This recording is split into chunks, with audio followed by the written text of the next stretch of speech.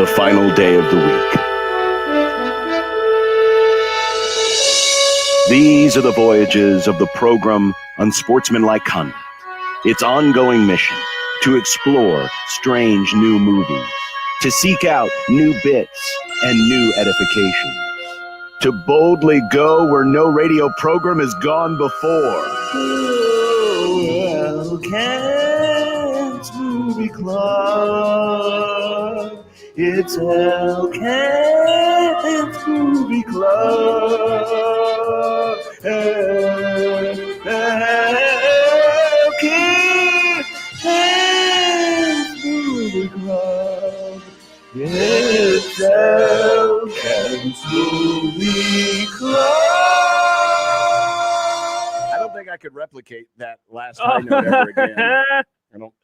I'm glad I got it in the take that I got it. We don't want you to. No, I would hurt myself. Hello, Kent. Good to see your face again after last. Yes, I had to do a little spelunking in the old Apple operating system and revitalize the camera.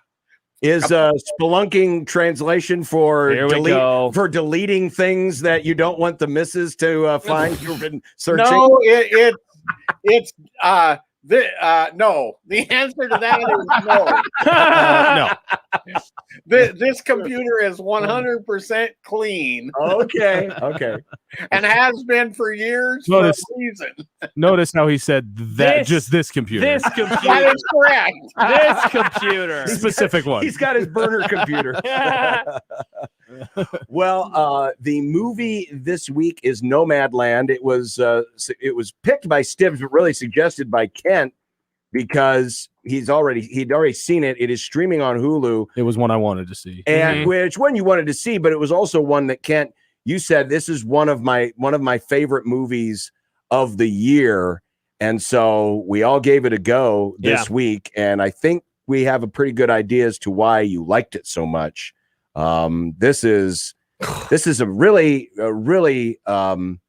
fascinating look at a lifestyle that actually exists. In fact, so much so that they actually have people who actually are nomads were in the movie. Yes. As some of them, I'll call them the main characters. Really, there's one main character, and that's the one played by Frances McDormand. But there was one listener who reached out to me. There was like the young guy, Derek, I believe was his name in this movie. Oh, that she met a couple times.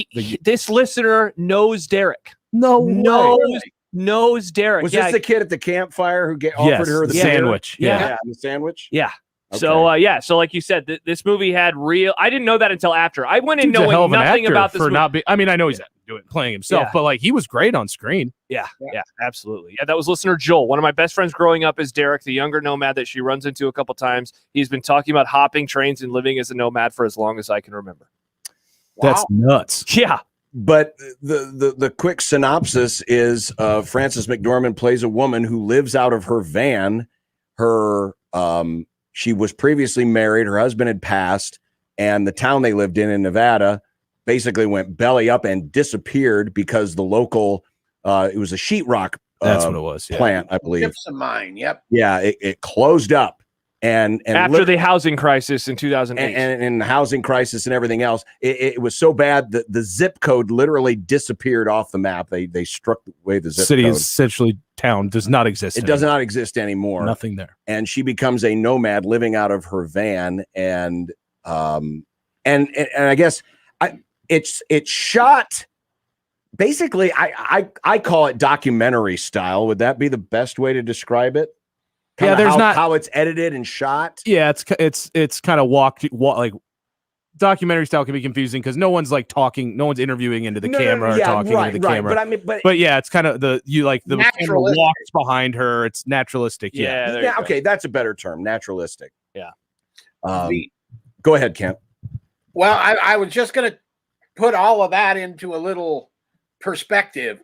This is the third film from Chloe Zhao, who is the director, and she also edited the movie and wrote it. And what she did was she took this nonfiction book and created this character of Fern so she could have a narrative, right? So she could have a story, and then brought these people together. But to get to the idea of the cinematography, the previous two films were shot up in South Dakota on the Pine Ridge, and she has used the same cinematographer on all of her movies.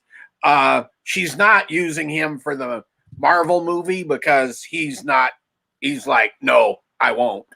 His name is Joshua James Richards.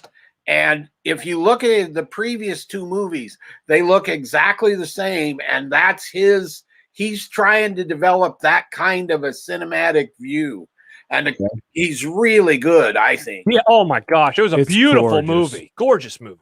Yeah. Timing out some of those shots to the sunset and the purple clouds. There were multiple shots of that were just incredible. Yeah. And you know, obviously we're working predominantly in the American Southwest, but then they also go to South Dakota. And Nebraska. Nebraska gets mentioned, yeah. And Nebraska, yeah. Sugar beet plant is in Scottsbluff. That's where that is. Where she goes in to get the van fixed. That's out there somewhere, Scottsbluff. Okay. That was shot in Nebraska. The Midwest Movie Theater, where they go by, that's out in Scottsbluff, I believe. Okay. And Museum of the Fur Trade in Chadron gets credit. So they must have used some of their property or something to shoot the film. So she shot in Nebraska. She's been here. Chloe has been in Lincoln at least once, maybe twice. Both of her previous movies have played at the Ross, and so is this one. And so she's been here. She's from China and has sort of adopted the Great Plains for some reason. And the last movie she made, which I would also highly recommend, is called The Writer. And it's one of these blends real people with actors again. That's kind of her thing. And it's a semi-true story about a native rodeo rider up in South Dakota who got hurt and then tries to make a comeback. And it's not quite as good as Nomadland, but it's pretty darn good. I remember when I didn't see it, but I remember when that came out and it got a lot of praise. I love this movie. I don't know what you guys thought. I loved it. And I would love to unpack this with you, Kent. I wonder how much of it is, for me, I thought it was a perfect movie for the moment that we've lived in over the last year. So there's a couple things that got me really emotional late. You know, when one of their friends passes away, it made me realize, like, I still have all my friends. I'm 32, so hopefully that lasts a while. But just that emotion of, oh my gosh, losing a friend, of thinking about family, of having family members die, and I just thought all of that really, really resonated with me. I loved, there'd be like these moments of kind of quiet in the music as she's traveling around, and it was like every single conversation she had, it like left me speechless just how good it was and how kind of hard, I guess, it hit me. And I think it's a lot of the baggage of the last year, but I just thought overall, Frances McDormand is a ridiculously great actress. Like, she is incredible. And I think perfect role for her. Yeah, I think this might be my favorite of all of her roles that she's ever done. And this will tell you something. She actually optioned the book. Frances had the option on the book. Okay. And brought it. And she had met Chloe at a film festival, I believe, for seeing The Writer or something. And they met each other and then said, we should do something together. And Frances said, let's do this.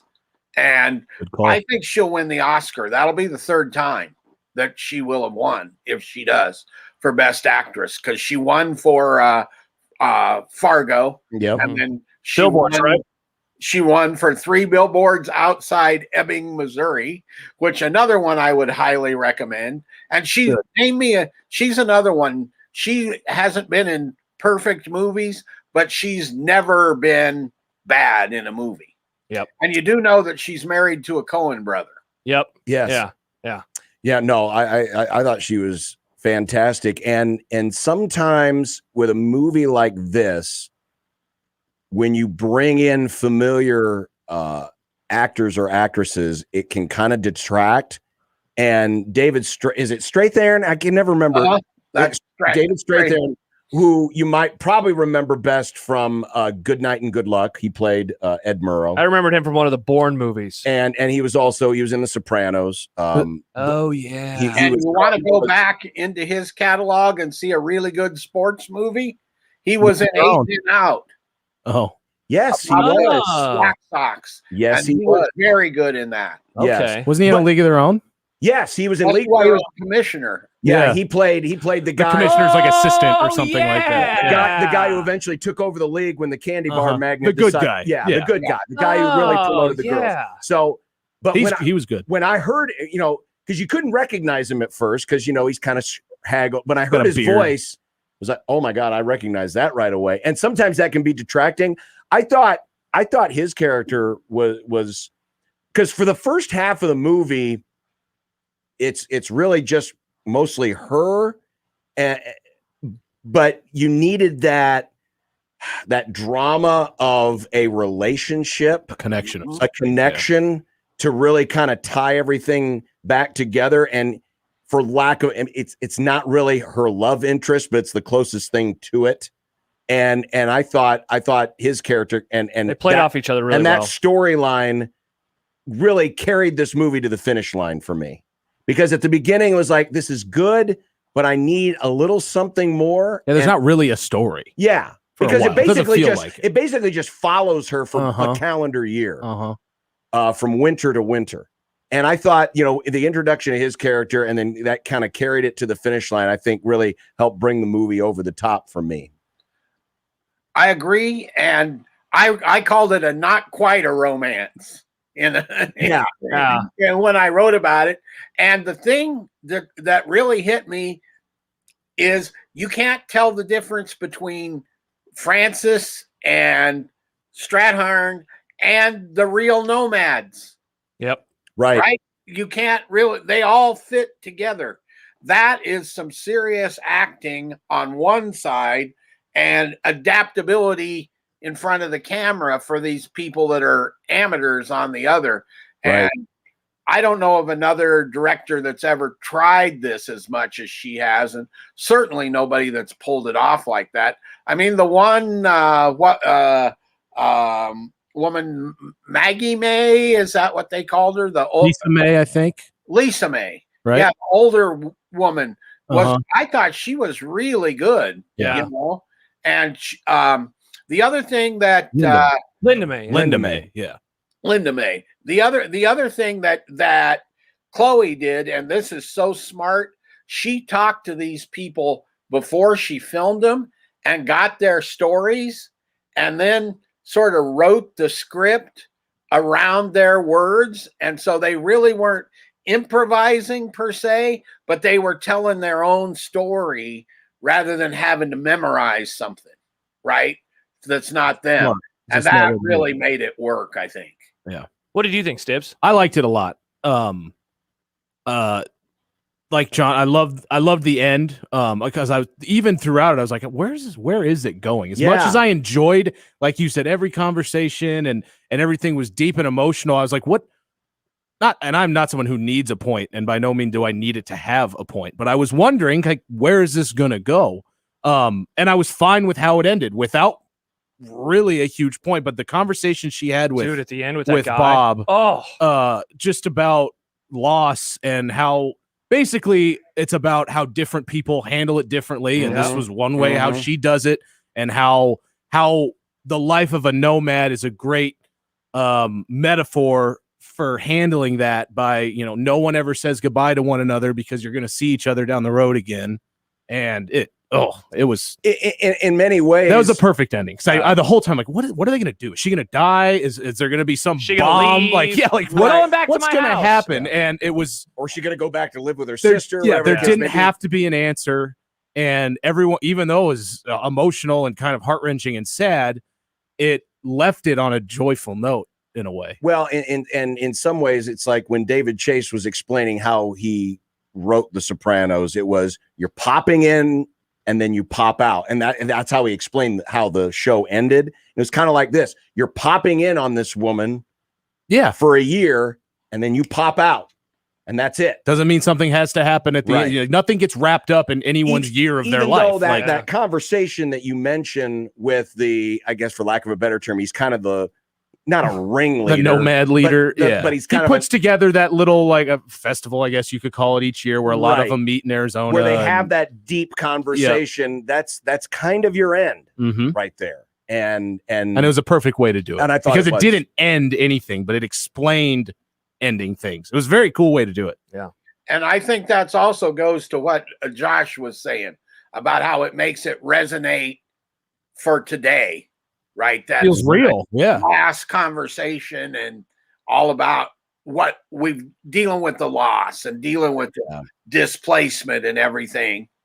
I think really may help make that same connection that Josh talked about 20 minutes ago or whenever that was. I got to say, Josh, I couldn't help but think, especially like John said, the first half is kind of chugging along a little bit and you're kind of wondering what the deal is. I didn't think you weren't going to like it, but I kept thinking, I was like, I wonder what Josh thinks of this, because it reminded me of Into the Wild. And I was like, you hated that movie. So here's the first thing I wrote down this morning when I sat down to prepare for this segment. Is it weird that I didn't like Into the Wild, but I loved this? I was in on this movie from 20 seconds in. I was like, this is my That surprises me. And I don't know. Now, granted, she didn't have a choice. And like what you hated about Into the Wild is this kid she was gave like, up all this I don't want privilege. all this stuff, and I'm going to go be an idiot. I hated that kid. Now, I still liked it because I understand his thought. I'm not going to do it, but I understand his thought process. And she kind of has the same one, even though she didn't have a choice because she had options. Yeah, I thought this was more interesting to me, and you know that's based on true story. And I don't want to speak ill will of the dead, but you know, like I thought this was more interesting because this is about how someone handles grief. Because I thought throughout this movie, what would I do in this situation? My town goes under. I lose my spouse. What am I feeling like? How am I reacting in that moment? Because it's so easy to say I wouldn't do any of this stuff. But it's also I also have never dealt with that type of loss before. You know, not to rip on Into the Wild. That was more about him kind of making a conscious decision about like I'm leaving all the good trappings that I have of my home. So yeah, I loved it from the jump. That's funny. You know, I really did. Yeah, I understand but why it works. It was great, but I kept thinking like, I wonder if Josh is going to hate this movie. Because she kind of has that same like, no, I'm fine in my van. I'll go anywhere. Blah, blah, Ken, I have a question for you. I've seen like the one criticism of this movie that I've read or heard today is like it's very on the nose. Where like every conversation has meaning. Everything has like this grand importance. There's no filler. Yeah. What do you think of that criticism? Because I can see it, but I guess it never really bothered me. Kind of like how many intense conversations can one person have? Yeah, for sure. But if you didn't do that, it would be boring. Yeah. Right? If it was just her driving around in the van after about 45 minutes, you'd say, I'd had enough of this. Right? Yeah. So I think it had to function at that level. Even like when she gets the job in the park and has to clean stuff up and all of that, that resonates because of the conversations. Otherwise, you're watching somebody clean up a park, you know? Yeah. It's kind of boring.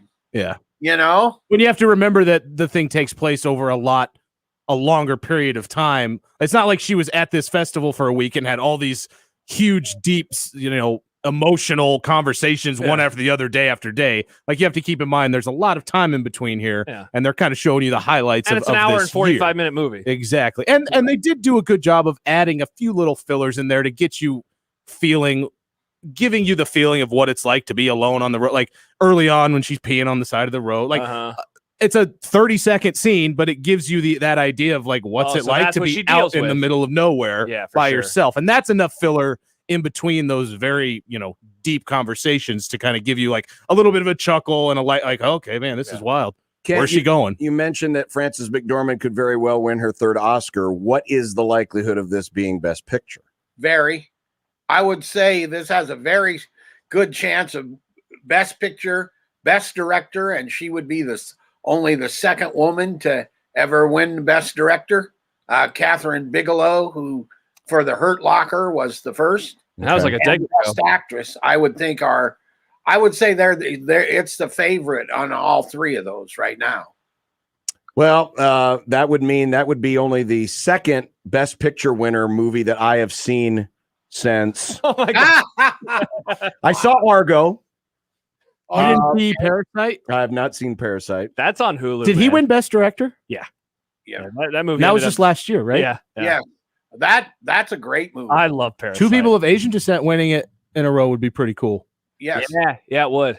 Especially not for removing the Oscar so white stuff. Her next movie, which she's making right now, which is why she couldn't talk to me on the phone, is she's doing Eternals for Marvel. Comes out in November. Okay. So Chloe's doing a superhero movie. So we'll see how that works. So she's getting a nice art movie, and then she's getting paid. Yeah, props to her. And she's really getting paid. If you do a movie with a whatever $150-200 million budget, right? I'm guessing you're making a pretty good piece of change. Yeah. She might be mad she maybe agreed to that too soon. If she wins a bunch of Oscars here, she probably could ask for even more money. Yeah, that's true. She filmed this. Wow, it takes forever to make one of those special effects movies, right? And so she filmed this one over 5 to 6 months, and they just kind of did it guerrilla style and just showed up and shot it in these places. And who needs any? We don't need your stinking permits. Wow, interesting.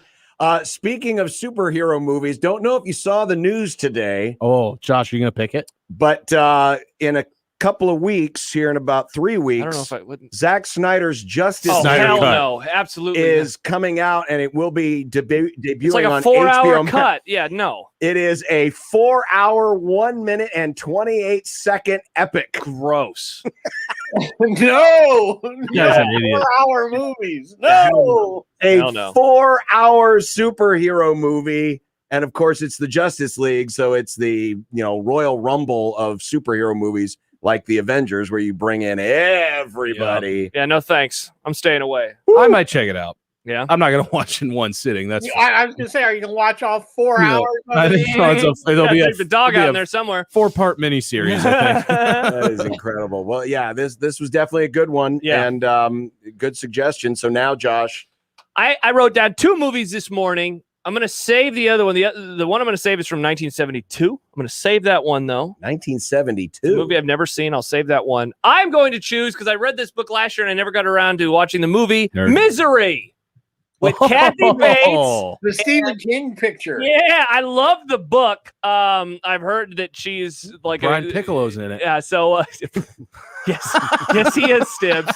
Let's just say Brian Piccolo. He wasn't carrying the ball anytime after after that. His football season or his football career ended after this movie. I think Brian Piccolo suffered more in this movie than he did in the other one. Yeah. This is on HBO Max. Misery. Nice. That is my pick from 1990. I just watched it. I'll watch it. Not close enough to not watch it again. But in the last few years, I think I watched it again. I think it was on TV and I left it on. It'd been a while. That might be Kathy Bates' finest hour. Yeah, I'm pumped. She's good. I'm pumped. Really good. Hour 47 . So in and out, just almost like, exactly the same as Nomadland. Just like Nomadland. Yeah, it is. Maybe a little less depressing. All right. A little more disturbing. Though. Yeah, definitely disturbing. Well, that's next week. Yes. And I would like to right now, we got Ron Powell from the Journal-Star had a story up today that Mark Wortman is retiring at Elkhorn High, football coach. Really? Oh. Yes. And absolute great guy and one of the best coaches ever in Nebraska. I think he has the second most wins of any high school coach in Nebraska. And I was around him for 5 years while Dan was playing football out there. And, I have few people in the world of athletics in Nebraska I admire more than Mark. Well, congratulations, Coach. Exactly. That's awesome. A tremendous career and tip of the cap. So a nice little tribute there from Kent. Kent, we appreciate it. We'll talk to you next week. See ya. Later, Kent. There he is, Kent Wolgamott and the Movie Club. Yeah, I was just looking at the best pictures. So you got to watch Parasite. Parasite's great. Oh, it's good. I saw Argo, and that the one was last good. one before that, American Beauty. Silence. Wow. What? Was that 90? 2000. 2000. I'm not a fan of that movie. Now, before that, if you go back to the 90s, I saw Titanic, unfortunately. Braveheart, Forrest Gump, Schindler's List, Unforgiven, Silence of the Lambs. So you've seen a lot of them. Did not see Dances with Wolves. I never saw Dances with Wolves either. And I was going to recommend Driving Miss Daisy earlier in movie club, but I think something else came up and we pivoted. Wow, you never saw Spotlight? No. You as a journalism person, you would really enjoy Spotlight. Yeah, I can understand some of these other ones. Super depressing. You wouldn't like Birdman at all. I want to watch Birdman. I still haven't seen it. You haven't seen it? No. Oh, it's cool. It's very cool. John, I recommend next time you have some time watching Spotlight. It's streaming somewhere. I think it's on Netflix. I watched it this summer. You'd like The King's Speech. I never saw this. I thought I Are didn't you think sure? My wife's been watching all that British stuff. And it's nothing like that. It's actually good. No, you never saw No Country for Old Men? No. Dude. That movie is so kick-ass. That's a great movie. No. Slumdog Millionaire. I like that movie. I didn't think I would. And You I never liked saw it a The lot. Departed? I haven't. What? I know. Whoa. You never saw It's been on every list I have. It's a long you one guys too. love mob and movies. that's the only reason is because every time I'm like, I do had I no have idea that was 3 a mob hours? movie. Yeah, that was the movie where everyone was like, "Oh, Leonardo DiCaprio, he's not just the person for teenage girls anymore." Yeah. That was the Ooh, first you know movie what? that I was like, mean, "It's time for." I mean, You you would pick that I mean, one. I haven't seen Departed it. But is everyone tells me it's incredible. amazing. I need to pick that one. Yeah, that It's long, and that's the only reason is I usually start my movies like it's 11, on 2.5. and I'm like, are you sure? Hour 51 Yeah. or 151 minutes. Yeah. Huh. Yeah, that's a great. That'd be. I would love to watch The Departed again. It's been so Return of the King. I never saw Chicago. I'm looking at all Chicago sucks. Yeah, I'm out on musicals. these. Yes. The only good musical is the Blues Brothers. You didn't see Gladiator? No. I don't know. I watched that last year too. Really. It's great. Never really had the desire. It's just violence. Yeah. Surprise. Just people cutting people's heads off and stuff. Well, I don't. There's a story too. I don't need a lot of violence. Well, then don't watch Misery Or The Departed. or the Departed is one of the most So violent. I've heard. That was. I remember watching that, and I've seen it a million times since. But that was one when the special effects started getting really good. It's like, wow, the violence in this is very realistic. Yeah. Well, in No Country for Old Men, that violence is. There's a few Guns parts they that are uses nuts. in that movie. Oh, But the pressure thing, like they're creative in their violence. Like it's badass. plus it's about olds. Shut up. All right, we're coming back with more in a minute. Got the happy hour, which means one beer Friday on 1620 The Zone.